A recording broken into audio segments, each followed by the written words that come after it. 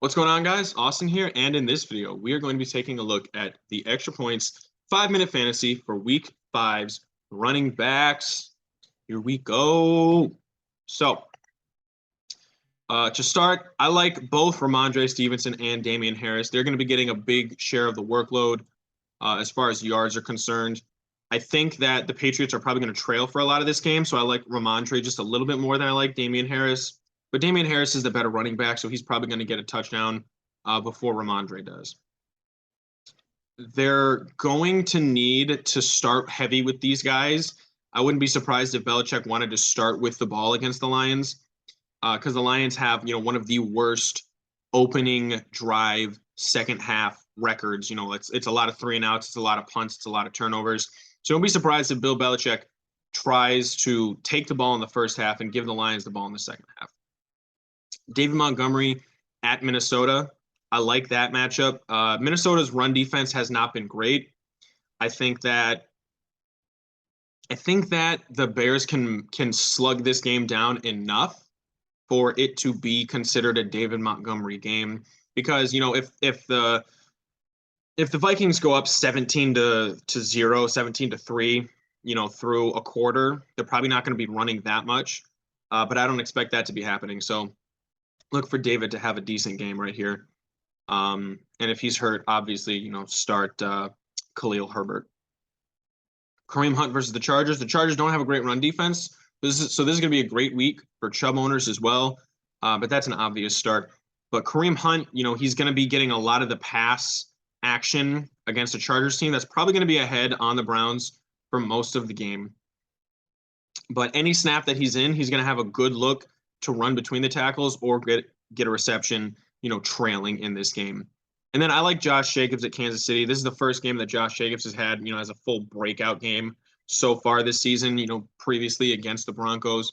But look for that to continue against Kansas City. Kansas City does not have a great run defense. And I think that with their first win of the season behind them, the Raiders are going to be looking more and more and more to the running game where they should have been looking, to start all season.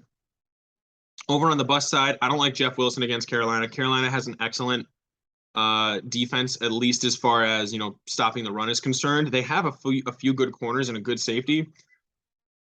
And so overall, their defense is good, but they're especially good against the run. This is going to be a low-scoring punt fest if you've ever seen one.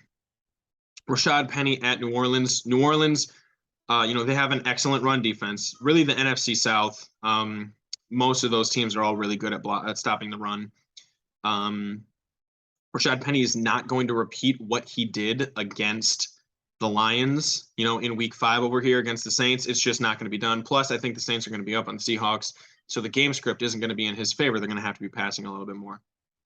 I do not like Dalvin Cook versus Chicago. Chicago has a good enough front seven, good enough linebacking crew, led by Roquan Smith, that Dalvin Cook, in the slow start to the season that he's had, is not going to be, breaking off and getting, amazing production against this Bears defense.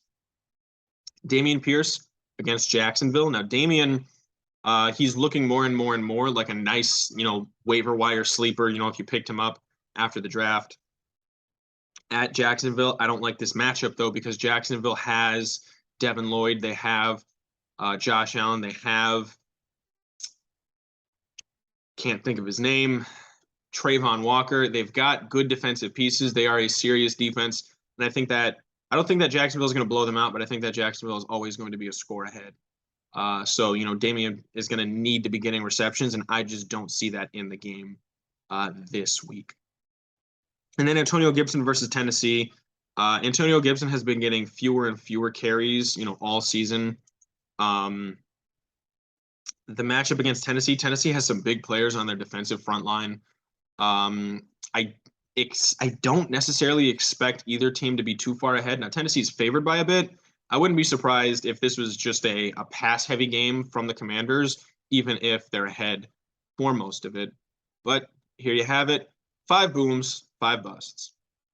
All right, guys, let me know what you think in the comments down below. Be sure to like and subscribe. That way you can stay up to date on all of our future content.